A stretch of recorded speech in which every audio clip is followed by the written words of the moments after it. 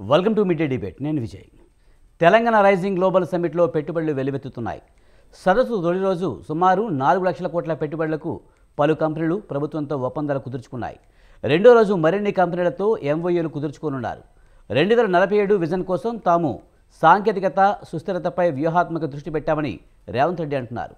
దీన్ని సాధించే దిశగా అడుగులు వేస్తున్నామన్నారు. మరోవైపు ప్రతిపక్షాల విమర్శలను పట్టించుకోబోమని చెప్పారు డిప్యూటీ సీఎం భట్టి విక్రమార్క. ఇదే అంశంపై ఇవాల్టి మిడ్ డే డిబేట్లో చర్చిద్దాం.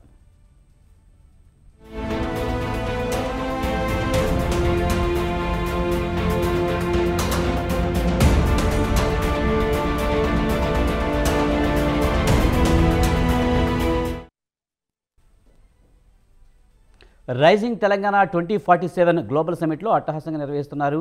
2047 నాటికి 3 ట్రిలియన్ల ఆర్థిక వ్యవస్థ లక్ష్యంగా ప్రభుత్వం అడుగులు వేస్తున్న పరిస్థితి.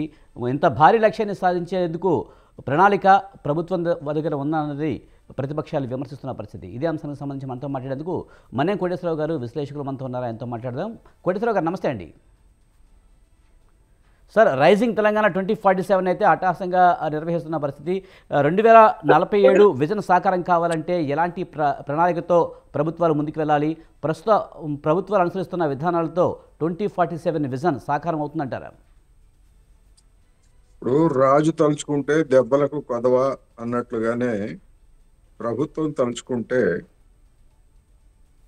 అట్టహాసంగా ఇలాంటి సభలు నిర్వహించడం పెద్ద విశేషమేమీ కాదు అనేది నా అభిప్రాయం. గతంలో అనేక రాష్ట్రాలు కొద్ది వారాల క్రితమే విశాఖపట్నంలో కూడా చంద్రబాబు నాయుడు ఇదే విధమైనటువంటి అట్టహాసాన్ని నిర్వహించారనేది మనకు తెలిసిందే. అదేవిధంగా గుజరాత్లో వైబ్రెంట్ గుజరాత్ పేరుతోటి నరేంద్ర మోడీ గారు ప్రారంభించినటువంటి ఇలాంటి సభలు ఆ తర్వాత కూడా వేరే వాళ్ళు ముఖ్యమంత్రిగా వచ్చిన కొనసాగుతారు. అయితే ఇవన్నీ కూడా అట్టహాసంగా అవగాహన ఒప్పందాలు కుదుర్చుకోవడం, అన్ని లక్షల కోట్లు, వాటి విలువ ఎన్ని లక్షల కోట్లు, అవన్నీ సాకారం అయితే అన్ని లక్షల మందికి ఎన్ని లక్షల మందికి ఉపాధి వస్తుంది అని చెప్పేసి చెప్పడం మనందరికీ తెలిసిందే. మంచిదే, ఆ ప్రయత్నాలు మంచిదే, దాన్ని స్వాగతించాల్సిందే. అసలు ఏమి చేయని దానికంటే ఏదో ఒక ప్రయత్నం చేయటం మంచిదే. అందులో ఎలాంటి వేరే భిన్నాభిప్రాయం ఏమీ లేదు. ఇప్పుడు రేవంత్ రెడ్డి గారు వచ్చి 2 సంవత్సరాలు నడుస్తూ ఉంటాయి. గతంలో చంద్రబాబు నాయుడు గారిని అనుకరిస్తూ ఆయన కూడా దావోస్ వెళ్ళొచ్చారు. దావోస్ వెళ్ళొచ్చి అనేక వేలాది కోట్ల రూపాయల ఒప్పందాలు కుదుర్చుకున్నాం అని చెప్పేసి అప్పుడు మీడియాలో ప్రకటనలు ఇచ్చారు. ప్రభుత్వం కూడా ఆ మేరకు చెప్పింది. మరి 2 సంవత్సరాలు అవుతా ఉంది. వాటి స్టేటస్ ఏమిటి, ఆ పెట్టుబడుల యొక్క స్టేటస్ ఏమిటి అనేటువంటిది మనకి ఎప్పుడైనా చెప్పారా అంటే ప్రభుత్వ పెద్దలు వాటి గురించి చెప్పలేదు. అందువల్ల వివిధ రాష్ట్రాల అనుభవాలు చూసినా లేకపోతే ఇవి కాగితాల మేరకే లేదా ప్రకటనల మేరకే పరిమితం అవుతున్నాయి అనేటువంటి అభిప్రాయం కూడా ఉన్నది. ఉదాహరణకు గుజరాత్నే మనం తీసుకుంటే, ఎందుకంటే 2 ఇంజన్ల పాలన, స్వయంగా మోడీ గారు ముఖ్యమంత్రిగా లేదా తర్వాత బీజేపీ కొనసాగుతా ఉంది, కేంద్ర ప్రభుత్వంలో నరేంద్ర మోడీ గారు ఉన్నారు. అనేక రాయితీలు, పరిశ్రమలకు సంబంధించినటువంటి రాయితీలన్నింటినీ కూడా కేంద్ర ప్రభుత్వం వైపు నుంచి గుజరాత్కే తరలి వెళ్ళినాయని చెప్పేసి చెప్తున్నారు. 2019 వరకు రెన్యూవబుల్ ఎనర్జీ లేదా హరిత ఇంధనం ఇట్లాంటి వాటికి సంబంధించి 58,000 మెగావాట్లకు సంబంధించి అవగాహన ఒప్పందాలు కుదిరాయి అని చెప్పేసి ప్రకటన చేశారు. వాటిలో రియలైజ్ అయింది 6,800 చిల్లర మెగావాట్లు, అంటే 12%. అందుకని చేసేటువంటి ప్రకటనలకి ఆచరణకి ఇంత తేడా నరేంద్ర మోడీ గారి సొంత రాష్ట్రంలోనే ఉంటే మిగిలినటువంటి రాష్ట్రాల్లో పరిస్థితి ఎట్లా ఉంది ఏమిటనేటువంటిది ఆయా ప్రభుత్వాలు, ఆ పార్టీల పెద్దలు నిజాయితీగా మనకు వివరాలు అందిస్తే తప్ప అవన్నీ కూడా భ్రమలుగానే మిగిలిపోయేటువంటి అవకాశం ఉందనేది నా అభిప్రాయం. అందుకని ఇప్పుడు రేవంత్ రెడ్డి గారు చేయాల్సింది ఏమిటంటే గ్రాండ్గా సభను పెట్టారు. ఇంకా కొద్ది రోజులు కూడా దాన్ని అన్ని కూడా జనానికి ఫ్రీగా చూపించడానికి కూడా బస్సులు అది ఏర్పాటు చేశారు. బహుశా ఈ బస్సులు ఏర్పాటు చేయటం అది చంద్రబాబు నాయుడు గారి నుంచి నేర్చుకున్నట్టున్నారు. ఎందుకంటే ఆయన పోలవరం సందర్శన పేరుతోటి జనాన్ని తీసుకెళ్లి హడావిడి చేసి దాన్ని ఒక విహార స్థలంగా మార్చి ప్రచారం తెచ్చుకున్న తీరు మనం చూసాం. సరే, మంచిదే, ఇబ్బంది ఏం లేదు. ఇప్పటి వరకు ఈ ఇప్పుడు కానీ లేదా కొద్ది రోజుల తర్వాత కానీ ఫైనలైజ్ అయ్యేటువంటి మెమరాండమ్ ఆఫ్ అండర్స్టాండింగ్స్ ఏమిటి, వాటి స్టేటస్ ఏమిటి అనేటువంటిది 6 నెలలకు ఒకసారి పబ్లిక్ డొమైన్లో కనుక పెడితే జనానికి కూడా జరిగినటువంటి కృషి, వచ్చినటువంటి ఫలితాలు తెలుస్తాయి. దాన్ని బట్టి పనితీరును అంచనా వేసుకుంటారనేది ఈ సందర్భంగా నేను చెప్పదలుచుకున్నాను.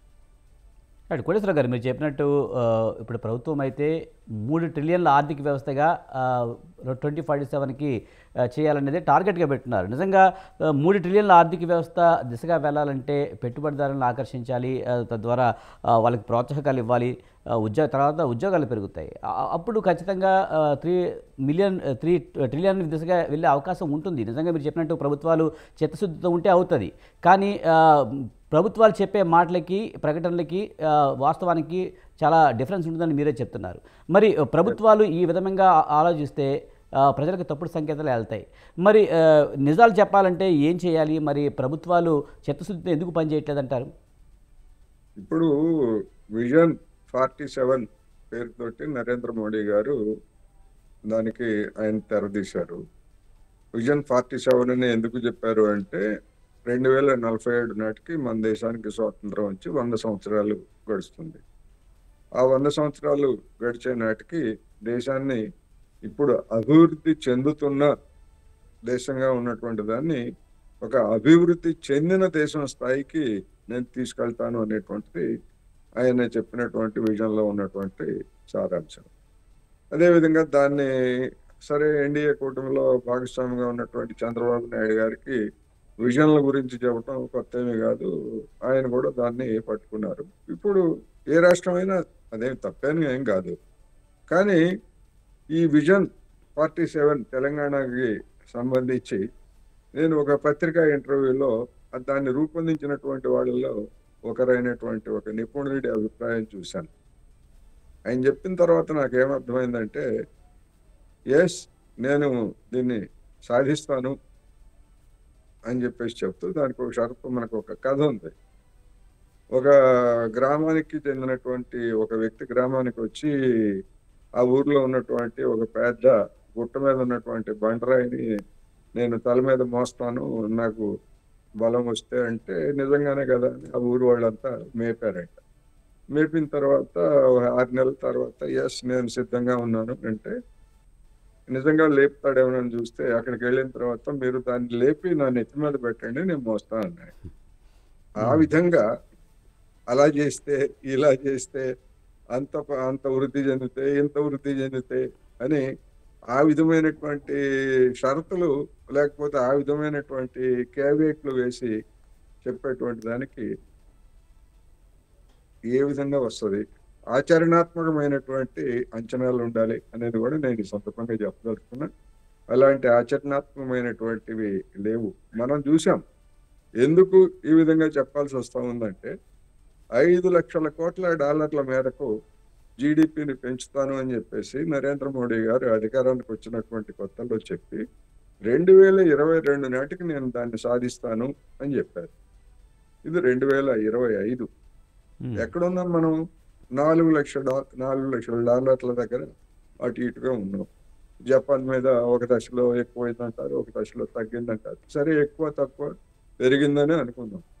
మరి 5 లక్షల డాలర్లు ఎప్పుడవుతుందంటే దానికి మళ్ళీ 2030, 2028 ఇట్లా గడువులు చెప్తున్నారు. మరి అటువంటిది ఒక్క తెలంగాణ $3 లక్షల, చంద్రబాబు నాయుడు కూడా $3 లక్షల చెప్తున్నారు. వీళ్ళందరూ చెప్పేటువంటి దానికి ఏమిటి ప్రాతిపదిక? దేశ వృద్ధి రేటు అంత ఉన్నదా? రాష్ట్రాల వృద్ధి రేటు అంత ఉన్నదా? అంత లేదు. లేనప్పుడు ఎట్లా చెప్తారు అనేదానికి ఎవరన్నా సమాధానం చెప్పేవాళ్ళు కానీ బాధ్యతాయుతంగా ఉన్నారా అంటే లేరు. మొత్తం అంతా కూడా ఒక గాలిని పోగేస్తున్నారు. ఈ రైట్. గాలిని పోగేసి ఏం చేద్దామని అనుమానమే. రైట్. కోటేశ్వరరావు గారు, ఒక బ్రేక్లోకి వెళ్దామండి. కోటేశ్వరరావు గారు, ముఖ్యంగా 2047 అంటూ కూడా భారీ టార్గెట్ పెట్టుకుంది. ముఖ్యంగా $3 ట్రిలియన్ల అంటూ కూడా చెప్తున్నారు. కానీ ఈ నేపథ్యంలో ఏ ఏ రంగాల మీద దృష్టి పెట్టాల్సిన అవసరం ఉందంటారు? ముఖ్యంగా ఏఐ కానీ, ఐటీ కానీ, తయారీ రంగం, అలాగే పారిశ్రామిక రంగాల మీద ప్రధానంగా దృష్టి పెడితే ఖచ్చితంగా 3 ట్రిలియన్ల ఆర్థిక వ్యవస్థ దిశగా వెళ్ళే అవకాశం ఉందనే వాదన కూడా ఉంది కదా. ఆ దిశగా ప్రభుత్వాలు చర్యలు తీసుకుంటున్న పరిస్థితి కనిపిస్తుందంటారా? ఇప్పుడు జీడిపి పెరగటానికి మనం పారిశ్రామిక అభివృద్ధి, అదేవిధంగా మైనింగు, వ్యవసాయము, సేవలు, ఈ 4 ప్రధానమైనటువంటి అంశాలు. ఈ 4 ప్రధానమైనటువంటి అంశాలలో మన యొక్క ప్రగతి ఎట్లా ఉంది, ఏమిటి అనేటువంటిది మనం గమనంలోకి తీసుకోవాలి. మన జీడిపిలో పారిశ్రామిక ఉత్పత్తి వాటా 2014లో నరేంద్ర మోడీ గారు అధికారానికి వచ్చినప్పుడు, లేదా మన్మోహన్ సింగ్ గారు దిగిపోయినప్పుడు 15% వరకు ఉంది జీడిపిలో వాటా. ఇవాళ ఎంత ఉంది? ఇప్పుడు మనం మాట్లాడుకునే సమయానికి 13-14% పడిపోయింది. అంకెల రీత్యా లేదా 100 కోట్లు 1000 కోట్ల రీత్యా పెరగచ్చు, కానీ జీడిపిలో పర్సెంటేజ్ అనేటువంటిది అది కూడా ప్రామాణికమే కదా. అది మరి ఎందుకు పడిపోయింది? 11 ఏళ్ళ నాటి స్థాయిలో కూడా లేదు. మరి నరేంద్ర మోడీ గారు make in India, made in India, Atmanirbharat, లేదా PLI, productive linked incentive scheme, ఇట్లాంటి అనేకం పెట్టారు కదా. ఎందుకని పారిశ్రామిక ఉత్పత్తి పెరగట్లేదు అనేటువంటిది సమస్య. అందుకని ఈ విధమైనటువంటి పరిస్థితులు, వాస్తవ పరిస్థితులు మనకుంటే, ఇప్పుడు నిపుణులందరూ చెప్తుంది ఏమిటి? విజన్ 47 కనుక అభివృద్ధికి రావాలంటే ఇప్పుడున్నటువంటి మన జీడిపి గ్రోత్ 12-13% వరకు వార్షిక సగటు ఉండాలి 2047 వరకు. ఇవాళ ఎంత ఉన్నది? 6-7% మధ్య ఉన్నది. మరి ఇప్పుడు ఉన్నటువంటి దానికి రెట్టింపు తెల్లవారేసరికి అవుతుందా? ఏమన్నా అల్లావుద్దీన్ అద్భుత దీపాలు ఉన్నాయా ఎవరి దగ్గరన్నా? తెలంగాణ కావచ్చు, ఆంధ్రప్రదేశ్ కావచ్చు, దేశవ్యాప్తంగా కావచ్చు. అందుకని మన విజన్, ఇప్పుడు ఒక సామెత ఉంది తెలుగులో, అడుక్కునే దగ్గర పిసినారుతనం ఉంది కానీ. అందుకని మనం భారీగా లక్ష్యాలు పెట్టుకోవడానికి పెట్టుకోవచ్చు. ఇవాళ రేవంత్ రెడ్డి గారు ఏమంటున్నారు? చైనా మోడల్లో నేను చేస్తాను అని చెప్పేసి ఒక మాట అన్నారు. చైనాలో ఒక ప్రాంతాన్ని పేర్కొని ఆ మోడల్లో నేను అభివృద్ధి గ్వాంగ్డాంగ్ చెప్పారు. మరి చైనా మోడల్ అంటే మరి మన 2 సంవత్సరాల క్రితం మన కేంద్ర ప్రభుత్వం కూడా ఎకనామిక్ సర్వేలో ఈ చైనా దాని గురించి దాదాపు 10 పేజీలు కేటాయించింది. చైనాకి ఆ మోడల్ని అనుసరించి భారతదేశంలో కూడా మేము ఉత్పత్తులు అవన్నీ కూడా పెంచుతాం, దానికి అనుగుణంగా అనేటువంటి. మంచిదే. మరి వీళ్ళు తెలిసి చెప్తున్నారా, లేకపోతే తెలియక చెప్తున్నారా, లేకపోతే దాని గురించి విమర్శనాత్మకంగా చూసేవాళ్ళు ఎవరు ఉండరని చెప్తున్నారా? ఎట్లా చెప్తున్నారు వీళ్ళు? చైనాలో ప్రభుత్వ రంగ సంస్థల యొక్క వాటా ఎంత ఉంది? 70-80% వరకు ప్రభుత్వ రంగ సంస్థల వాటా ఉంది. జీడిపిలో అభివృద్ధి కావచ్చు, లేదా ఐటీ రంగంలో కావచ్చు, అనేక రంగాలు దానికి సంబంధించినటువంటిది. మరి ఇక్కడ మొత్తం ప్రైవేట్ రంగానికి వదిలేసి ప్రభుత్వం, రాష్ట్ర ప్రభుత్వం కానీ కేంద్ర ప్రభుత్వం కానీ మేమేం పెట్టుబడులు పెట్టాం, మొత్తం అంతా కూడా ప్రైవేట్ వాళ్ళే చేయాలి. చూస్తున్నాం కదా మనం, ఇండిగో ప్రహసనం ఏ విధమైనటువంటి ఫలితాలను ఇచ్చిందో మనం చూస్తున్నాం కదా. ఈ విధంగా ప్రైవేట్ వాళ్ళ మీదకి ఇస్తే ప్రైవేట్ వాడికి దేశభక్తి ఏముంటది? ప్రైవేట్ క్యాపిటలిస్ట్కి ఎవరికైనా వాడు లాభాలు చూసుకుంటాడు. అదాని అయినా, అంబానీ అయినా, లేకపోతే మీరైనా, నేనైనా ప్రైవేట్ క్యాపిటలిస్టులుగా మనం కనుక మారితే మన లాభాలే చూసుకుంటాం. అవును. దేశం ఎటుపోతుంది ఏంటనేటువంటిది వాళ్ళకేమి పట్టదు. అందుకని ప్రైవేటీకరణ విషయంలో వాళ్ళు చెప్పేది వేరుగా ఉంటుంది. ప్రైవేట్ వ్యక్తులు అయితే టెక్నాలజీని తీసుకొస్తారు, కొంత తొందరగా డెవలప్ అవుతుంది అనే మాట గతంలో ఒక సందర్భంలో కేంద్ర ప్రభుత్వం కూడా అంది. అన్నది. అవును. మరి ఏది ఈ 10 ఏళ్ల నుంచి ఈ 11 సంవత్సరాల నుంచి కేంద్ర ప్రభుత్వము ఇదిగో మేము ఫలానా విధమైనటువంటి కొత్త టెక్నాలజీని తీసుకొచ్చాము. ఈ కొత్త టెక్నాలజీ ఫలితంగా మేము చమురు రంగంలో ఈ కొత్త టెక్నాలజీని ఉపయోగించి రిలయన్స్ కంపెనీలు వాడి ఉన్నాయి కదా చమురు రంగంలో ప్రైవేటు. మరి ఏం జరిగింది ఈ 11 సంవత్సరాల్లో? మన్మోహన్ సింగ్ హయాంలో ఎంత అయితే ఉత్పత్తి జరిగిందో దానికంటే తక్కువ ఇవాళ మన స్వదేశీ చమురు ఉత్పత్తి, గ్యాసు చమురు ఉత్పత్తి తక్కువ ఇవాళ. అది నేను చెప్పటం కాదు, మీరు చెప్పటం కాదు, కేంద్ర ప్రభుత్వం యొక్క ఆ సంస్థ లెక్కలే చెప్తున్నాయి మనకి ఏళ్ల ముందు. ఎందుకని మరి మనమేమో డాలర్లు పెట్టి నరేంద్ర మోడీ గారు అధికారానికి వచ్చినప్పుడు 58 రూపాయలు డాలరు విలువ ఉంటే ఇవాళ 90 రూపాయలు దాటిపోయింది. ఇంత ఖర్చు పెట్టి మనం రష్యా నుంచో లేకపోతే ఇరాక్ నుంచో సౌదీ అరేబియా నుంచో మనం ఇంత తెచ్చుకుంటూ మన సొంత వనరులని ఎందుకని డెవలప్ చేసుకోలేకపోతున్నాం? ఒకటి. రెండోది, ఆస్ట్రేలియా నుంచి బొగ్గు తీసుకుంటున్నాం, లేదా ఇండోనేషియా నుంచి ఇంకో ఇతర దేశాల నుంచి బొగ్గు దిగుమతి చేసుకుంటున్నాం.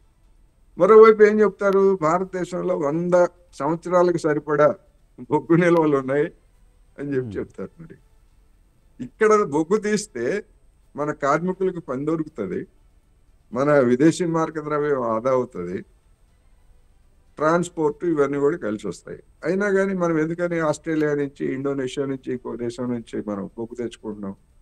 ఒకటి. రెండవది, చైనా మోడల్ గురించి చెప్పేటువంటి వాళ్ళు చైనాలో R&Dకి, రీసెర్చ్ అండ్ డెవలప్మెంట్, దానికి ఎంత ఖర్చు పెడుతున్నారు వాళ్ళు? జీడిపిలో ఇప్పుడు వాళ్ళది 2.5 నుంచి 3% మధ్య ఉన్నది. మన దేశంలో ఎంత ఉంది?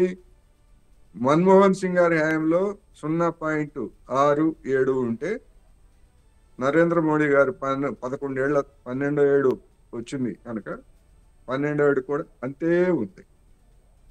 ఎట్లా డెవలప్ అవుతుందండి భారతదేశం?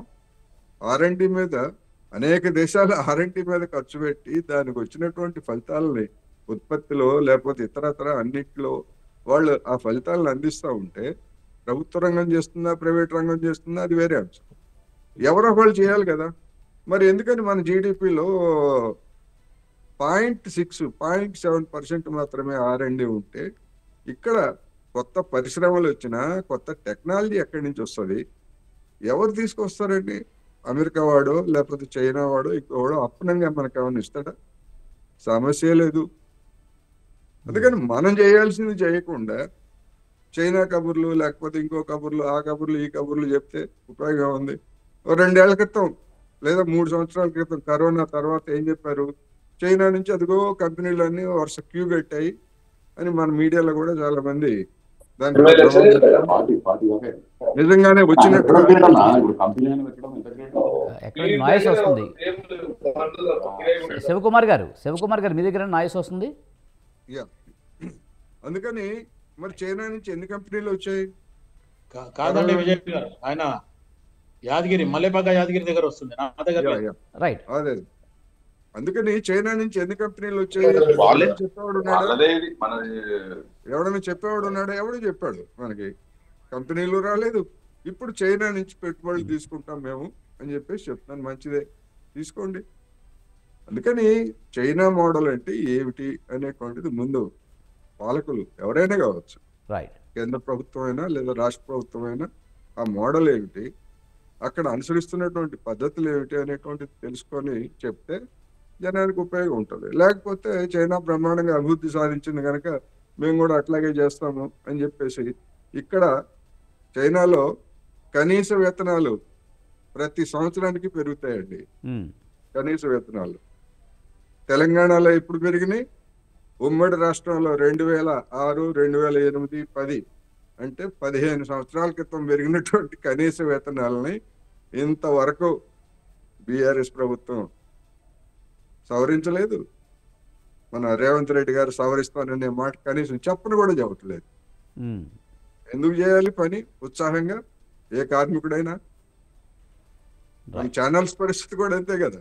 ఛానల్స్ అయినా పత్రికలైనా కానీ జీతం ఇవ్వకపోతే ఏం చేస్తారు? ఎవరైనా ఉత్సాహంగా ఎవరు పని చేస్తాడు? అందుకని ఇటువంటి అనేకమైనటువంటి సమస్యలు ఉన్నాయి, వాటిని పరిష్కరించుకోండి. ఇప్పుడు ఇంత పెద్ద ఎత్తున పెట్టుబడుల గురించి మాట్లాడుతున్నారు కదా, కార్మికుల గురించి ఎందుకు మాట్లాడట్లేదు? కార్మికుల సంక్షేమం, కార్మిక చట్టాలు ఇక్కడ ఇవి ఉన్నాయి అని చెప్పేసి చెప్పాలి కదా. చంద్రబాబు నాయుడు గారేమో పెట్టుబడి సదస్సులు పెట్టి మీరు పని చేయకుండా నిద్రపోతే మీకు వేతనాలు వస్తాయా అని చెప్పేసి అక్కడ ఉక్కు కార్మికులతో మాట్లాడతారు. రైట్. ఎట్లా ఇలా అయితే ఎలా జరుగుతుంది? అది నా పాయింట్. రైట్. మనతో పాటు శివకుమార్ గారు, కాంగ్రెస్ అధికార ప్రతినిధి, అలాగే మల్లెపాక యాదగిరి గారు, బీఆర్ఎస్ లీడర్ మనతో ఉన్నారు. ముందుగా శివకుమార్ గారి దగ్గరికి వెళ్దాం. శివకుమార్ గారు నమస్తే అండి. సార్, రైజింగ్ తెలంగాణ 2047 అయితే అట్టహాసంగా నిర్వహించారు, ఈ రోజు కూడా జరుగుతుంది. మరి ఈ నేపథ్యంలో ఈ 2047 విజన్ సాకారం కావాలంటే సరైన ప్రణాళిక తెలంగాణ ప్రభుత్వం దగ్గర ఉందనిపిస్తుందా?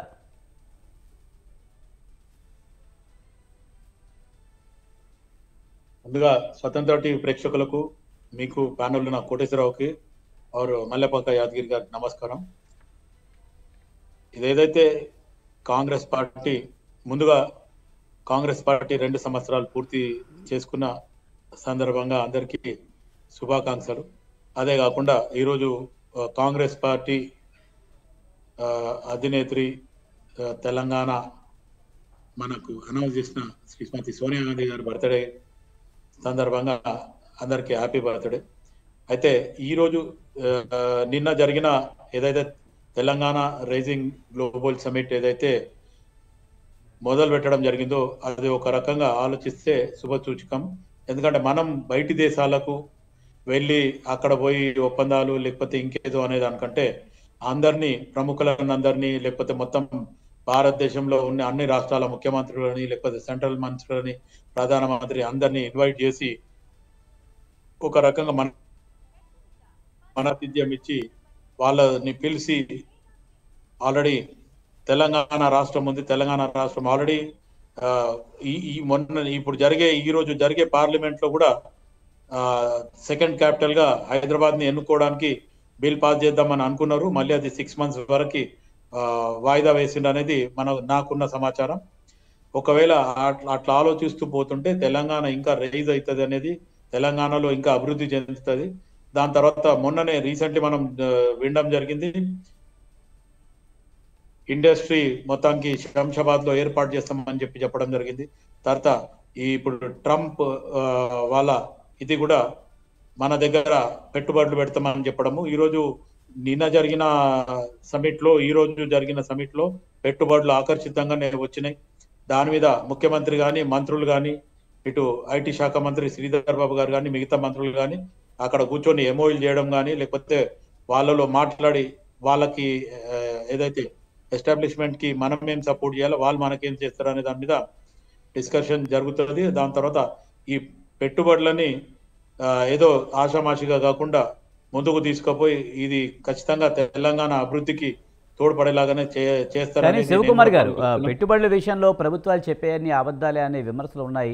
కానీ నిజానికి మేము ఎంఓఏలు 2 లక్షలు, 3 లక్షలు లేదా 10 లక్షలు కుదుర్చుకున్నామనే ముందు చెప్పిన మాటలకి తర్వాత మాటలకి చాలా డిఫరెన్స్ ఉంటుంది. నిజంగా ఆ స్థాయిలో పెట్టుబడులు రావట్లేదు అనేది విమర్శ. ఇప్పుడు విపక్షాలు మొత్తానికి కాంగ్రెస్ పార్టీ అంటేనే అధికారంలోకి వచ్చినప్పటి నుండి ఇప్పటి వరకు అటు బీజేపీ కానీ, ఇటు బీఆర్ఎస్ కానీ విపక్షాలు మండిపడుతున్నాయి. అవసరమైతే వాళ్ళ విమర్శలు వాళ్ళు చేస్తూనే పోతున్నారు. కానీ ఈరోజు కాంగ్రెస్ పార్టీ గత 10 సంవత్సరాల బీఆర్ఎస్ చేయండి, 2 సంవత్సరంన్నరలోనే రైతు రుణమాఫీ చేయడం జరిగింది. వారు ఈరోజు సన్న బియ్యం జరుగుతుంది. కాంగ్రెస్ పార్టీ ఇచ్చిన గ్యారంటీలలో ఒక 2500 పెట్టుబడుల విషయం గురించి మాట్లాడదాం. శివకుమార్ గారు, పెట్టుబడుల విషయం గురించి మాట్లాడండి. ముఖ్యంగా ప్రభుత్వం చెప్పే లెక్కలకి దానికి ఏమైనా సంబంధం ఉందా?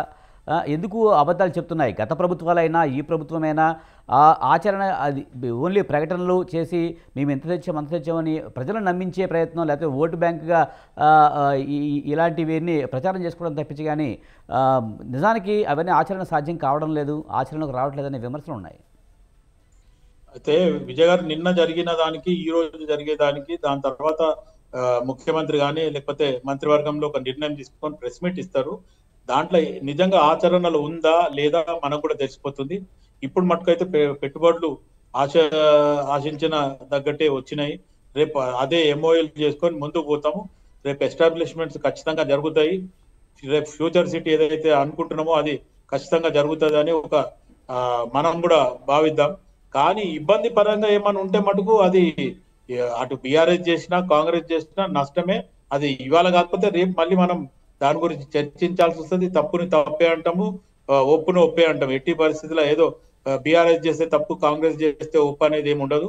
ఖచ్చితంగా కాంగ్రెస్ పార్టీ ఇప్పుడు ఏదైతే మంచి ఉద్దేశంతో ముందుకు పోతుందో అదే రకంగా రేపు ఎంఓయూలు ఎంతైతే జరిగినాయో దాని మీద కరెక్ట్ గా క్లారిఫికేషన్ చేసి దాని మీదనే ఒక రివ్యూ ఇస్తారు. ఆ రివ్యూ ఇచ్చిన తర్వాతనే మనం దాన్నే ఫైనల్ గా అనుకుంటాం. ఈ రోజు ఎంతైతే టార్గెట్ చెప్తుండో 33-34 కంపెనీలు వచ్చినాయి, దాంతో మనకి ఇది అయింది అనే రకంగా పెట్టుబడులు వచ్చినాయి అనేది ఇప్పుడు చెప్పడం వేరు. రేపు మంత్రివర్గంలో ఎంఓయూలు చేసిన తర్వాత ఏది ముందుకు వచ్చింది ఏది రాలేదు అనే రకంగా ఆలోచించే దాని మట్టుకైతే ఖచ్చితంగా మనం దాన్నే పరిగణనలోకి తీసుకున్నాం. రైట్. మనతో పాటు మల్లిపాక యాదగిరి గారు ఉన్నారు, ఆయనతో మాట్లాడదాం. యాదగిరి గారు నమస్తే అండి. సార్, రైజింగ్ తెలంగాణ 2047 గ్లోబల్ సమ్మిట్ని మీరు ఎలా చూస్తారు?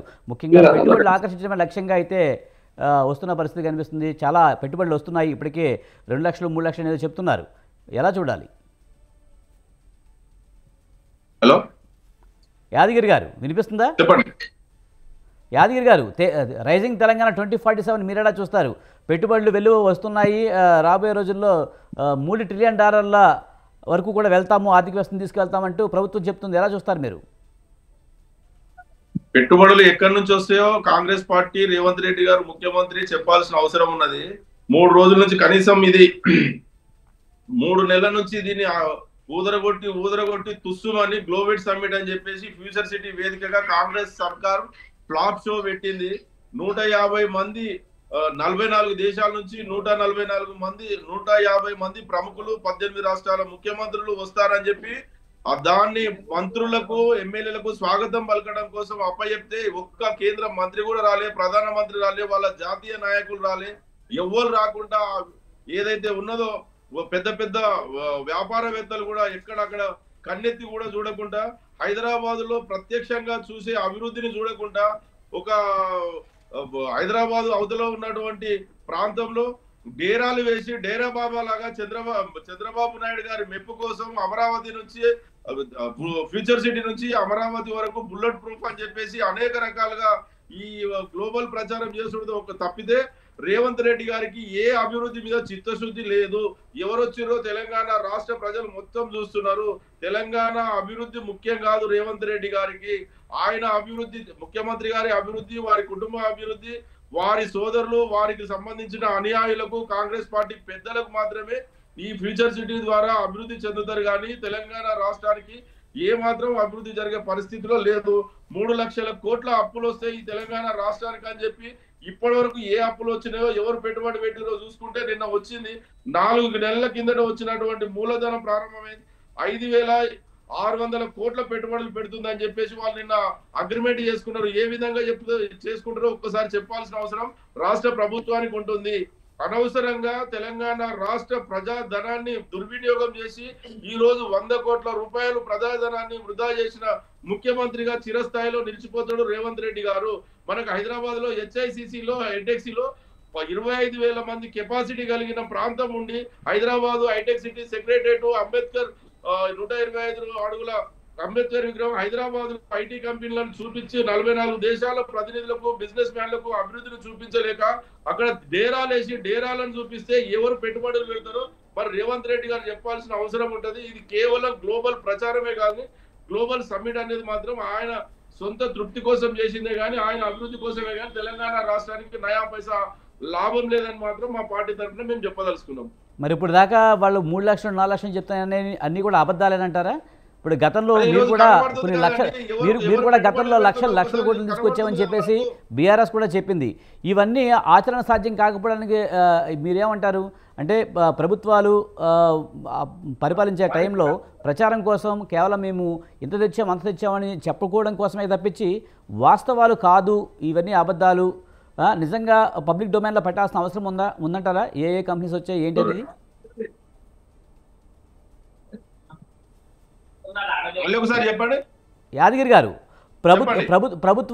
ప్రభుత్వాలు చెప్పేవి గత ప్రభుత్వం కానీ ఈ ప్రభుత్వం కానీ వాస్తవాలు చెప్పట్లేదు, లక్షల కోట్లు వచ్చాయని చెప్తున్నారు కానీ అన్ని అబద్ధాలు చెప్తున్నారనే ప్రచారం అయితే ఉంది కదా. గతంలో బీఆర్ఎస్ హయాంలో కూడా చాలా లక్షల కోట్లే వచ్చాయని చెప్పారు, కానీ అవన్నీ ఎందుకు బయటకు రాలేదు? పరిశ్రమలు ఎందుకు రాలేదు? పెట్టుబడులు ఎందుకు పెట్టలేదు? ఎంవైఎలు కుదుర్చుకుని ఎందుకు వెనక్కి వెళ్ళిపోయారు?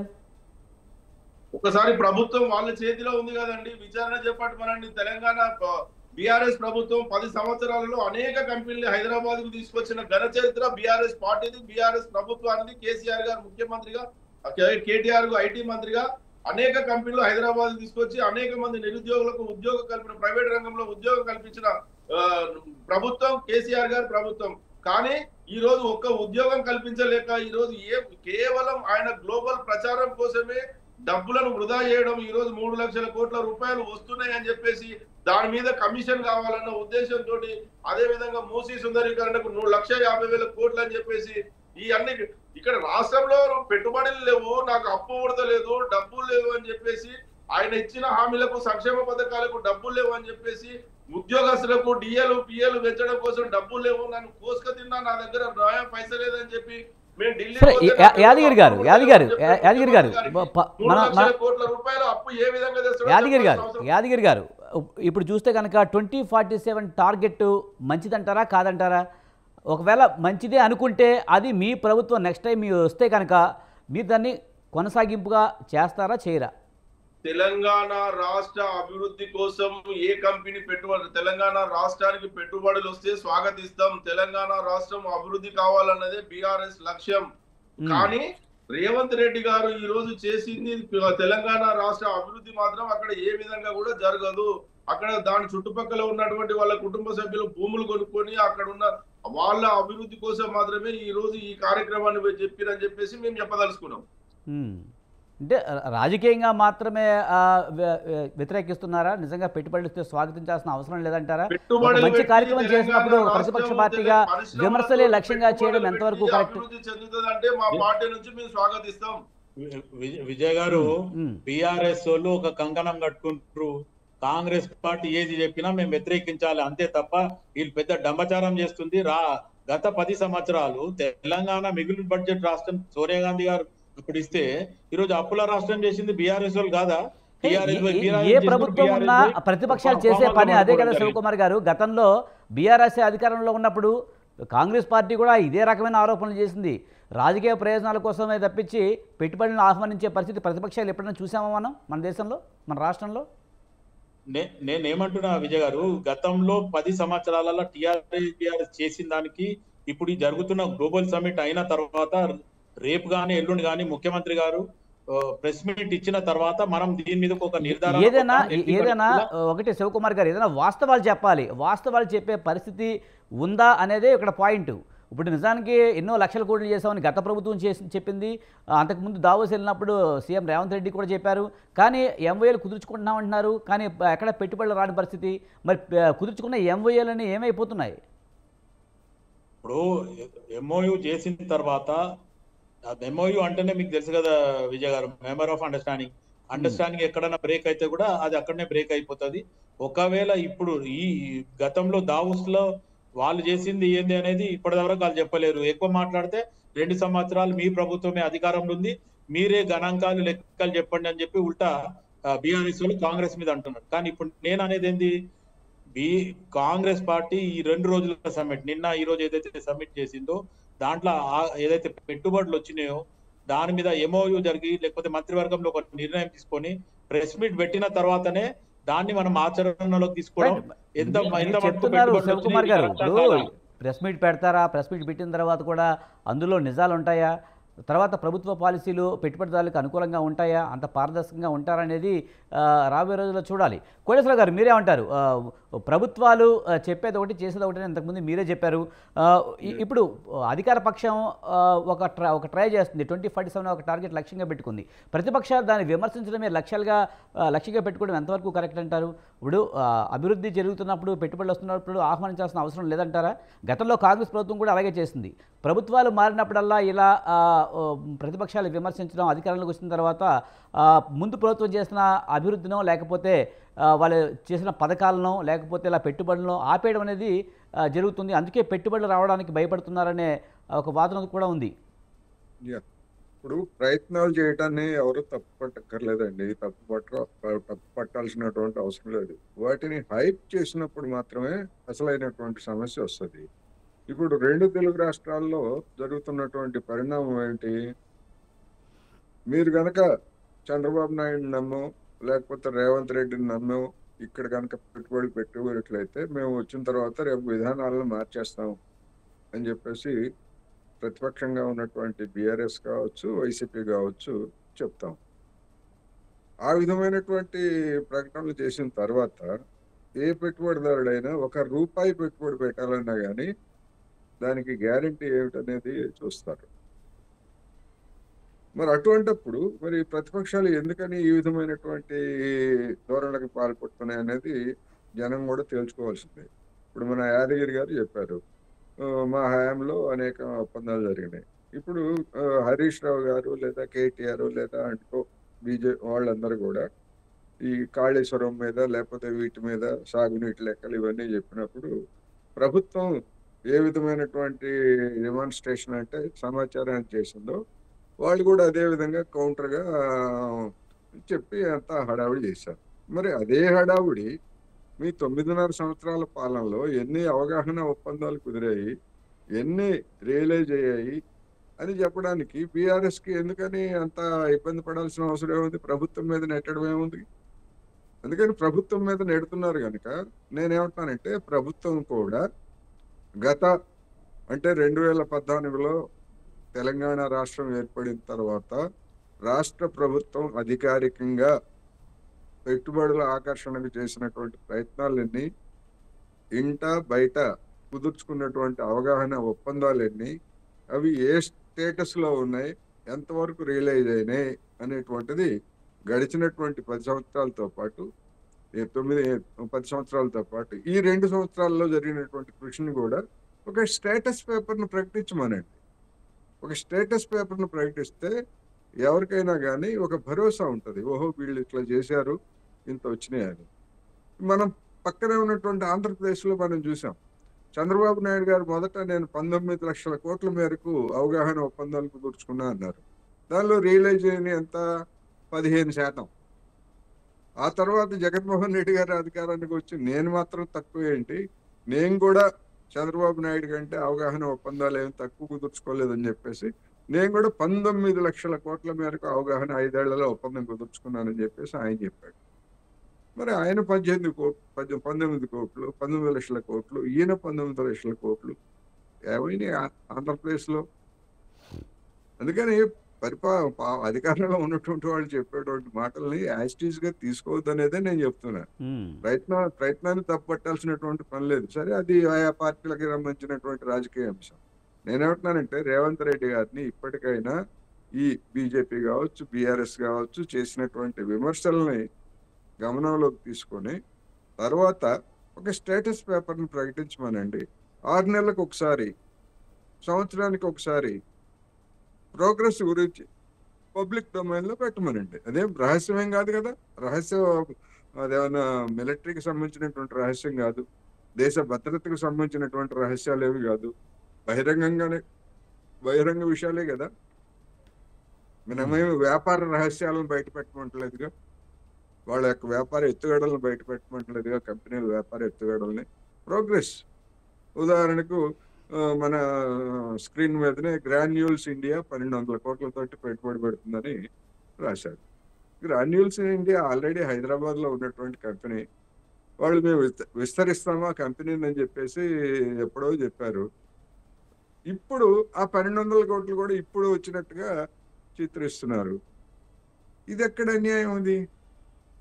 అందుకే చెప్తా ఉంది, ఇటువంటివన్నీ కూడా చేస్తే క్రెడిబిలిటీ దెబ్బతింటది అనేది నేను చెప్పదలుచుకున్నాను. అందుకని అటువంటి క్రెడిబిలిటీని పోగొట్టుకోకుండా ఉండాలంటే ఒక స్టేటస్ పేపర్ని పెట్టండి తర్వాత అయినా. వెంటనే సాధ్యం కాకపోతే రేపు బడ్జెట్ సమావేశాలు ఉన్నాయి. బడ్జెట్ సమావేశాల నాటికైనా కనీసం బడ్జెట్ పత్రాలతో పాటు వీటన్నిటిని పెట్టి అసెంబ్లీలో చర్చించండి. అప్పుడు జనానికి వాస్తవం తెలుస్తుంది. లేకపోయేట్లయితే ఇవన్నీ కూడా భ్రమలే అనేది మాత్రం చెప్పాల్సి వస్తుంది. రైట్. యాదగిరి గారు మీరేమంటారు? ముఖ్యంగా ఎన్ని పెట్టుబడులు వస్తున్నాయి అనేది ప్రభుత్వాలు స్టేటస్కు రిలీజ్ చేయాలి, అందరికీ చెప్పాలి, లేకపోతే కనీసం అసెంబ్లీలో అయినా సరే చెప్పాల్సిన అవసరం ఉంది. అవి చెప్పట్లేదు అనేది ఒకటైతే, రెండు ప్రభుత్వాలు ఒక ట్రై చేస్తాయి పెట్టుబడులు తీసుకురావడం కోసం ట్రై చేస్తున్నప్పుడు. ఇప్పుడు ప్రతిపక్షాలు ఏమంటాయి? మీరు పెట్టుబడులు పెట్టేటప్పటికి ఇక్కడ కరెక్ట్గా ప్రభుత్వాలు స్వార్థం కోసం చేస్తున్నాయనో, లేకపోతే భూములు తక్కువ రేటుకి ఇచ్చేస్తున్నాయని రకరకాలు చెప్తూ మేము వచ్చిన తర్వాత వాటిని వెనక్కి తీసుకుంటామనో, లేకపోతే ఇంకో రకంగానో భయపడడం వల్ల పెట్టుబడిదారులు ఎందుకు వస్తారు? వాళ్ళు భయపడతారు కదా, వాళ్ళు భయపడి వెనక్కి వెళ్ళిపోతున్న పరిస్థితులు కనిపిస్తున్నాయి కదా. వాళ్ళు ఎవరినైతే ఆహ్వానించిరో ప్రధానమంత్రిని, కేంద్ర మంత్రులను, వారి జాతీయ నాయకులు కూడా రాలేదని అంటే వారి మీద ఎంత నమ్మకం ఉందో ఒకసారి వాళ్ళే చెప్పుకోవాల్సిన అవసరం ఉంటది. గతంలో బీఆర్ఎస్ హయాంలో ఆనాడు కూడా జరిగింది. బీఆర్ఎస్ హయాంలో టీ హబ్ సందర్భంగా ఆ రోజు ముఖ్యమంత్రి గారు కేసీఆర్ గారి నాయకత్వంలో ఏర్పాటు చేసిన అంతర్జాతీయ కంపెనీలకు చెందిన బడా పారిశ్రామికవేత్తలు చెప్తా నేను ఒకసారి చూడండి. రతన్ టాటా కంపెనీ చైర్మన్, అది Mukesh Ambani Reliance group chairman, Anand Mahindra group chairman, Kumaramangalam Birla group chairman, Gautam Adani chairman, Sajjan Jindal, అంటే ఇలా చెప్పుకుంటూ పోతే సత్యనాదెల్లా మైక్రోసాఫ్ట్ సిఇఓ, ఇంతమంది పారిశ్రామికవేత్తలు వచ్చారు. అందులో ఒక్కరు కూడా ఈ రోజు రాలేదు అని అంటే అక్కడే వారికి నమ్మకం ఏ విధంగా ఉందో ఒకసారి చెప్పాల్సిన అవసరం ఉంది. వాళ్ళు ఏదో కేవలం గ్లోబల్ ప్రచారం చేసుకోవడం కోసం మాత్రమే గ్లోబల్ సమ్మిట్ అని డేరాలు వేసుకొని మనకు అసలు అక్కడ లేదానండి, అక్కడ చేయవలసిన అవసరమే లేదు కదా. కేవలం పెట్టుబడులను ఆకర్షిస్తున్నాము, పెట్టుబడులు తీసుకొస్తున్నాము అంటే సరే. గతంలో ముఖ్యమంత్రి గారు మంత్రులు దావోస్ వెళ్ళి అక్కడ నుంచి పెట్టుబడులకు ఒప్పందం చేసుకొని వచ్చిర్రు. మరి వాళ్ళు ఇప్పటి వరకు ఎన్ని నిధులు ఈ హైదరాబాద్ లో పెట్టుబడులు పెట్టిరో ఒక్కసారి చెప్పాల్సిన అవసరం కాంగ్రెస్ పార్టీకి ఉన్నది, ఈ రాష్ట్ర ప్రభుత్వానికి కూడా ఉంది కదా. దావోస్ ఒప్పందంలో పరిశ్రమలు పెట్టుబడులు ఒప్పందం చేసుకునే ఎన్ని నిధులు ఇక్కడ మనకు తెలంగాణ రాష్ట్రానికి పెట్టుబడులు వచ్చినా చెప్పాల్సిన అవసరం ఉంది. ఈ రోజు పెద్ద పెద్ద పారిశ్రామికవేత్తలు ఎందుకు రాలేదు? ప్రధానమంత్రి గారి దగ్గరికి వెళ్ళారు, ప్రధానమంత్రి గారు ఎందుకు రాలేదు? కేంద్ర మంత్రులు మీరు ఒక్కసారి మీ జాతీయ నాయకులు ఎందుకు రాలేదు చెప్పండి. 18 రాష్ట్రాల్లో ముఖ్యమంత్రులు వస్తారని చెప్పారు, ఎవరు వచ్చిరో చెప్పండి. మీకు కేవలం ఎవ్వరికి మీ మీద నమ్మకం లేదు కాబట్టి ఈ రోజు మీ అవసరాల కోసం పెట్టుబడులు వస్తున్నాయి. ఆ పెట్టుబడుల ద్వారా మీకింత, అదే విధంగా మీకు అనుయాయులకు ఇంత, అదే విధంగా ఢిల్లీ పెద్దలకు కప్పం కట్టడం కోసం మాత్రమే ఈ రోజు ఈ కార్యక్రమం చేసిరు. అనవసరంగా తెలంగాణ రాష్ట్ర ప్రజల ధనం మొత్తం వృధా అయింది. అందుకోసం ఇప్పటికైనా చిత్తశుద్ధితోటి ఈ రాష్ట్ర ప్రభుత్వం ప్రజలకు ఇచ్చిన హామీలను నిలబెట్టుకొని దీన్ని పూర్తిగా నిర్వహించాలని చెప్పేసి మేము తెలియజేస్తున్నాం. రైట్. శివకుమార్ గారు, ముఖ్యంగా పెట్టుబడిదారులు ఒక పెడదామని వచ్చినా సరే తర్వాత వెనక్కి వెళ్ళిపోవడానికి కారణాలు రకరకాలు ఉన్నాయి. ముఖ్యంగా ప్రభుత్వ పెద్దలు తమకు లాభం చేకూరే విధంగా ఉంటేనే పెట్టుబడులకి పర్మిషన్స్ ఇస్తున్నారు అనే విమర్శలు కూడా ఉన్నాయి. కొంత అవినీతి ఉందనేది విమర్శ. దీన్నే ఉంటారు. అక్కడ ఏం అవకతవకలు జరుగుతున్నాయి, లేకపోతే ఎవరైతే అక్కడ ఈ ప్రోగ్రామ్ ఆర్గనైజ్ చేసి తర్వాత ఆలోచిస్తే మొత్తానికి తెలంగాణ రాష్ట్రానికి అభివృద్ధికి ఎన్ని పెట్టుబడులు వస్తున్నాయి, ఏమేమి ఇండస్ట్రీస్ కానీ ఏమి మనకు బెనిఫిట్ అవుతుంది తెలంగాణ రాష్ట్రంకి అనేది మనం ఖచ్చితంగా చూడాల్సింది. ఇప్పుడు ఇంతకుముందు కోటేశ్వరరావు గారు చెప్పినట్టు ఖచ్చితంగా అది సార్ చెప్పిన మాటను మట్టుకు నేను ఖచ్చితంగా ప్రభుత్వం దృష్టికి కూడా నేను తీసుకోపోతాం. ఇప్పుడు ఐడోరి లైవ్ లోనే చెప్పిండు కాబట్టి ఎట్టి పరిస్థితుల్లో అవసరం అనుకుంటే ఇప్పుడు ఎన్ని కంపెనీలు వచ్చినాయి, ఎన్ని ఎంఓయూలు అయిన తర్వాత కూడా వాళ్ళు ముందుకు గ్రౌండింగ్ ఎంత పోతుండ్రు అనేది ఒక లిస్ట్ ప్రిపేర్ చేసి లిస్ట్ తో పాటు ప్రెస్ మీట్ అనౌన్స్ చేస్తుంది ముఖ్యమంత్రి ప్లస్ మంత్రివర్గం. అదే కాకుండా ఇప్పుడు అసెంబ్లీ జరిగినప్పుడు కూడా అట్లా పెట్టినా బాగుంటది. ఒక ప్రోగ్రెస్ రిపోర్ట్ లాగా ఎంత మటుకు జరిగింది, ఎంత బెనిఫిట్ అయింది అనేది అది కూడా మంచి సూచన ఇచ్చిండ్రు కోటేశ్వరరావు గారు. అది ఖచ్చితంగా అది ప్రభుత్వ దృష్టికి నేను కూడా తీసుకెళ్తా. అదే కాకుండా ఇప్పుడు బీఆర్ఎస్ నాయకుడు యాదగిరి మాట్లాడింది దావోస్ కి రేవంత్ రెడ్డి గారు పోయిందే చెప్తుండ్రు. కానీ 10 సంవత్సరాల కింద మీ ఐటీ శాఖ మంత్రి లేకపోతే షాడో ముఖ్యమంత్రి అనుకున్న కేటీఆర్ అన్ని తిరిగి వచ్చిండు కదా, మీరు ఏం నెలకొల్పిండ్రు, లేకపోతే ఎన్ని మీరు ఉద్యోగాలు ఇచ్చిండ్రు, ఎన్ని గ్రౌండింగ్ చేసిండ్రు అనేది ఒక లిస్ట్ ప్రిపేర్ చేయంటే వాళ్ళు ప్రభుత్వం దగ్గర లెక్కలు ఉందో చూసుకో శివన్న. తప్పించుకొని ప్రస్తుత గవర్నమెంట్ చెప్పమంటారు. గతంలో మీరు ఉన్నప్పుడు మీరు ఏం చేసారు, ఓ లిస్ట్ ప్రిపేర్ చేసి మేము ఇవి చేసినాము, ఇంతమందికి ఉపాధి దొరికిందని చెప్పాలి. అది చెప్తలేరు. మేము ఏం చేసినాము, ప్రభుత్వం దగ్గర ప్రతిదీ లెక్క ఉన్నది. రైట్, ప్రభుత్వం మీ రైట్. చేతిలో ఉంది యాదగిరి గారు, కాబట్టి అన్ని యాదగిరి గారు. చూసుకోవాల్సిన బాధ్యత కూడా మీ దగ్గరనే ఉంటది. శివకుమార్ గారు విన్నారు కదా, మీ దగ్గర ఒక లెక్క ఉంటుంది ప్రభుత్వం దగ్గర, గత ప్రభుత్వం ఏం చేస్తుంది అనేది వాళ్ళు చెప్పకపోతే మీరు చెప్పొచ్చు కదా. ఒకవేళ వాళ్ళు ఎక్కువ చెప్పుంటే కనుక అంత లేదు ఇంతే వచ్చిందన్న విషయం మీరైనా చెప్పొచ్చు. ఖచ్చితంగా ఇప్పుడు ఈ 2 days సమ్మిట్ జరిగిన తర్వాత ఇప్పుడు ఎన్నైతే పెట్టుబడులు వచ్చినో దాని మీద లిస్ట్ ప్రిపేర్ చేసి ఖచ్చితంగా చెప్పిన రోజు, ఇప్పుడు యాదగిరి లాగా మాట్లాడుకున్న కేటీఆర్ గాని ఇంకెవరన్నా కూడా ఇట్టనే మాట్లాడితే దానికి ఖచ్చితంగా సరైన జవాబు చెప్పి వాళ్ళు తెచ్చిన పెట్టుబడులు ఎన్ని, లేకపోతే ఖాళీ మాటల గారడి చేసిందా, గతంలో బీఆర్ఎస్ ప్రభుత్వం చేసిందంతా మాటల గారడి, లేకపోతే దోచుకునే స్కామ్లు చేసే ప్రభుత్వమే అయింది. కాబట్టి ఖచ్చితంగా అట్లనే ఉందా అనేది కూడా రేపు ఖచ్చితంగా రాబోయే రోజుల్లో చెప్తాను. రైట్. కోటేశ్వరరావు గారు, ముఖ్యంగా పెట్టుబడిదారులు పెట్టుబడి పెట్టడానికి వస్తున్నప్పటికీ కూడా ఇక్కడున్న పరిస్థితులుగా వ్యతిరేకిస్తూ వెళ్ళిపోతున్న పరిస్థితి అయితే కనిపిస్తుంది. ముఖ్యంగా మౌలిక సదుపాయాలు లేవు, డ్రైనేజీ వ్యవస్థ సరిగ్గా ఉండదు, రోడ్లు సరిగ్గా ఉండవు, తాగునీరు సరిగ్గా ఉండదని ఇలాంటి కారణాలతో సరైన మౌలిక వసతులు కల్పించకపోవడం వల్ల చాలామంది పెట్టుబడిదారులు వెనక్కి వెళ్ళిపోతున్నారనే విమర్శలు కూడా ఉన్నాయి. ఇప్పుడు మీరు చెప్పినటువంటి డ్రైనేజీ లేకపోతే రోడ్లు అనేటువంటివి మన నివాస ప్రాంతాల్లో మొన్న జరిగినటువంటి జూబ్లీ హిల్స్ ఎన్నిక సందర్భంగా వచ్చినటువంటి చర్చ. పారిశ్రామిక ప్రాంతాల్లో ఆ విధంగా ఉండదు. రోడ్లు వేస్తారు, అవసరమైనటువంటి డ్రైనేజీ. కాకపోతే పారిశ్రామిక ప్రాంతాల్లో వచ్చేటువంటి సమస్య ఏంటంటే పొల్యూషన్. ఇప్పుడు మేము ఉండేటువంటి ఉప్పల్ సమీపంలో ఉండేటువంటి పొల్యూషన్ ఎంత భయంకరంగా ఉంటుందో అందరికీ తెలుస్తుంది. అదేవిధంగా అనేకమైనటువంటి పొల్యూషన్, ఆ పొల్యూషన్ అనేటువంటిది ప్రధానమైనటువంటి సమస్యగా ఉంటుంది. అందువలన రెండోది ఏ పెట్టుబడిదారుడు రావాలన్నా కానీ మనం ఏమి ఇస్తాం, మనం అంటే మన రాష్ట్రం ఏమి ఇస్తాం అనేటువంటిది వాళ్ళు ముందు అడుగుతారు. మేము పెట్టుబడి పెడతాము, మీరు మాకేమి ఇస్తారు, మాకు ఇచ్చే రాయితీలు ఏమిటి, విద్యుత్ రాయితీలు ఇస్తారా, భూమి రాయితీలు ఇస్తారా, లేకపోతే పన్ను రాయితీలు ఇస్తారా అనేటువంటి అడుగుతారు. ఉదాహరణకి ఇప్పుడు ఆంధ్రప్రదేశ్లో మన గూగుల్ డేటా సెంటర్ గురించి పెద్ద ఎత్తున ప్రచారం చేశారు. దానికి ఇస్తామన్న రాయితీ ఎంతో తెలుసా? 22,000 కోట్లు. 1,30,000 కోట్లు వాడు పెట్టుబడి పెడతామంటే 22,000 కోట్లు మేము రూపాయల్లో రాయితీలు ఇస్తామని చెప్పేసి చెప్పారు. మరి అంత రాయితీ ఇవ్వడానికి ఆంధ్రప్రదేశ్లో ఉన్నటువంటి ఆర్థిక పరిస్థితి అనుమతిస్తుందా? రెండోది, ఒకసారి 1,00,000 కోట్లకే మీరు 22,000 కోట్ల రాయితీ ఇస్తే, మరి మొన్న విశాఖపట్నంలో లేదా ఈ 2 సంవత్సరాలు ఈ ఏడాదిన్నరలో మేము 17 లక్షల కోట్ల మేరకు ఒప్పందాలు కుదుర్చుకున్నామని చెప్పేసి వాళ్ళు చెప్పారు, లోకేష్, చంద్రబాబు నాయుడు గారు. మరి వాళ్ళకి ఇలా గూగుల్ వాళ్ళకి 20,000 కోట్లు ఇచ్చారు, మాకు కూడా ఆ రేషియోలో ఇస్తారని అడిగితే 17 రోజులు 34 3,40,000 కోట్లు సబ్సిడీలు ఏదో రూపంలో ఇవ్వడానికి ఆంధ్రప్రదేశ్లో ఉన్నటువంటి ఆర్థిక పరిస్థితి ఎలా చేస్తుందా? అదేవిధంగా ఆంధ్రప్రదేశ్లో ఇట్లా ఇస్తా ఉంటున్నారు, మరి మీరేమిటి అని రేవంత్ రెడ్డి గారి దగ్గర కూడా బేరం పెడతారు కదా. చూసాం కదా మనం అనేక కంపెనీలు. ఇప్పుడు కైటెక్సా ఏదో మన కేరళ కంపెనీ, వాళ్ళని అడిగి వీళ్ళని అడిగి చివరికి ఎవరు ఎక్కువ రాయితీలు ఇస్తే అక్కడ పెడతామని వచ్చి మన వరంగల్లో పెడతామని చెప్పారు.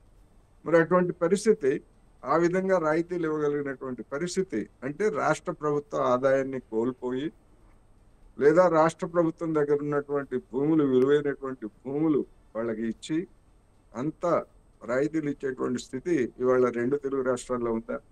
నేనైతే అనుకోవట్లేదు అట్లా ఉందని. లేనప్పుడు వాళ్ళు ఆసక్తి చూపుతారు, మనం పెట్టిన భోజనం తింటారు, లేదా మన ఆతిథ్యాన్ని బేషిగా ఉందని పొగుడతారు, ఒక కాగితం మీద వైట్ పేపర్ మీద సంతకం చేస్తారు, ఇదే అవగాహన ఒప్పందం అంటారు, తర్వాత వెళ్ళిపోతారు మాయాబజార్. అందువలన నేను అందుకే చెప్తుంది, ఇటువంటివన్నీ కూడా ప్రయత్నాలు మంచిదే, కానీ జనానికి విశ్వాసం. ఇప్పుడు ప్రతిపక్షాలు నిజానికి ఇప్పుడు ఈ మా యాదగిరి గారు కావచ్చు, లేదా బీఆర్ఎస్ బీజేపీ నాయకులు చేస్తున్నటువంటి ప్రచారాలతోటి ఓ పెద్ద సవాల్ అది రేవంత్ రెడ్డి గారికి. వాస్తవాలు ఆయననే చెప్పాలి. ఆయన చెప్పకపోతే మరి ఎవరు చెప్తారు ఇంకా? అందుకని ఒక పెద్ద సవాల్ విసిరారు. ఆ పెద్ద సవాల్ని కాంగ్రెస్ పార్టీ లేదా ప్రభుత్వం ఏ విధంగా తీసుకుంటుంది, వాస్తవ పరిస్థితి ఏమిటి అనేటువంటి జనానికి చెప్పాలి. ఇప్పుడు ఈ మెమరాండమ్ ఆఫ్ అండర్స్టాండింగ్స్ లో రాయితీలు ఎంత మేరకు వాళ్ళు కోరారు, మనం ఎంత మేరకు ఇవ్వడానికి మనం సిద్ధపడ్డాం. అదే కదా ఇప్పుడు అమెరికా తోటి వాణిజ్య ఒప్పందం గురించి నరేంద్ర మోడీ గారు ట్రంప్ 3 చెరువులు నీళ్లు తాగిస్తున్నాడు నరేంద్ర మోడీ గారిని. ఆగస్టులో ఒప్పందం అయిపోతున్నారు, నవంబర్లో ఒప్పందం అన్నారు, ఇప్పుడు డిసెంబర్ కూడా అయిపోవస్తుంది. ఎప్పుడు ఒప్పందం కుదురుతుందో కూడా తెలియదు. ఏమిటి అంటే మనం ఇచ్చేటువంటి సబ్సిడీలు లేదా మనం ఇచ్చేటువంటి రాయితీలు ఎంత అనేటువంటి దాని మీద వాడు పట్టుబట్టాడు ట్రంప్. మనం అంత స్థితిలో లేము. లేదా మన మార్కెట్ ని కనుక తెరిచేట్లయితే మన రైతాంగం, మన పాడి రైతులు, మన మొక్కజొన్న రైతులు, వీళ్ళందరూ పత్తి రైతులకు ఇప్పుడే దెబ్బతీశారనుకోండి. ఎందుకంటే విదేశాల నుంచి దిగుమతి చేసుకునే పత్తి మీద పన్ను ఎత్తేసారు. పన్ను ఎత్తేతోటి తెలంగాణ, ఆంధ్రప్రదేశ్ లో పత్తి రేట్లు గణనీయంగా పడిపోయింది. అదే విధమైనటువంటి పరిస్థితి మొక్కజొన్న, పౌల్ట్రీ, పాడి పరిశ్రమ వాటికి కూడా ఇవ్వాలని చెప్పేసి ట్రంప్ డిమాండ్ చేస్తున్నాడు. అందుకని ఈ విధమైనటువంటివన్నీ కూడా ఉంటాయి. ఏ పెట్టుబడిదారుడు కూడా ఉచితంగా రాడు. దేశభక్తుడైనటువంటి పెట్టుబడిదారుడు ప్రపంచంలో ఎక్కడా ఉండడు. అందుకని మన స్థాయిని అందుకని నేను చెప్తుంది, మీ ప్రయత్నం మంచిదే. ఈ ప్రయత్నానికి తగినట్టుగా జనానికి వాస్తవాలు చెప్పండి. అప్పుడే మీ మీద క్రెడిబిలిటీ ఉంటుంది, మీకు విశ్వసనీయత పెరుగుతుంది.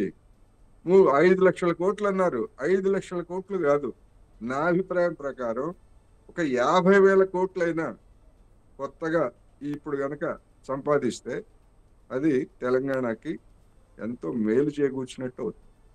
అందుకనే వాస్తవాలు చెప్పండి అనేది నేను చివరిగా చెప్పదలుచుకున్నాను. రైట్. థ్యాంక్ యూ కోటేశ్వరరావు గారు, అలాగే శివకుమార్ గారు, మల్లిపక్క యాదగిరి గారు. థ్యాంక్ యూ వెరీ మచ్ అండి డిబేట్లో పాల్గొన్నందుకు. ఇది ఇవాల్టి మీడియా డిబేట్. చూస్తూనే ఉండండి స్వతంత్రం.